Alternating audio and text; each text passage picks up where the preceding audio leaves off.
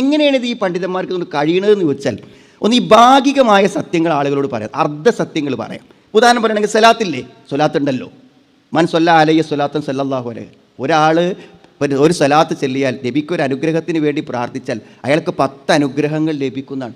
സ്വലാത്തിൻ്റെ മഹത്വം അത്ര. ഒരു പ്രാർത്ഥന സ്വീകരിക്കണമെങ്കിൽ തുടക്കത്തിൽ നമ്മൾ എന്ത് ചെയ്യണം? സ്വലാത്ത് വേണം.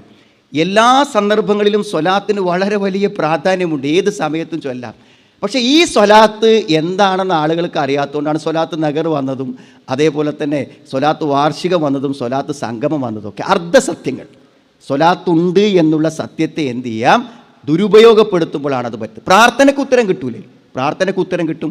പക്ഷെ ആ പ്രാർത്ഥനകളെ എന്താണ് ഇത്തരത്തിലുള്ള ചൂഷണങ്ങൾക്ക് വേണ്ടി ഉപയോഗിക്കുന്ന അവസ്ഥകളുണ്ടായി. ഭാഗികമായി എന്ത് ചെയ്യുക? ഈ സത്യങ്ങളെ എന്ത് ചെയ്യുക? ദുർവ്യാഖ്യാനം ചെയ്ത് അതിനോട് ചേർത്ത് ഈ അന്ധവിശ്വാസങ്ങളെ കൂട്ടിക്കെട്ടിയാണ് ഇതൊക്കെ ഇവർക്ക് സാധ്യമാകുന്നത് എന്ന് നമ്മൾ എന്ത് ചെയ്യണം? മനസ്സിലാക്കണം.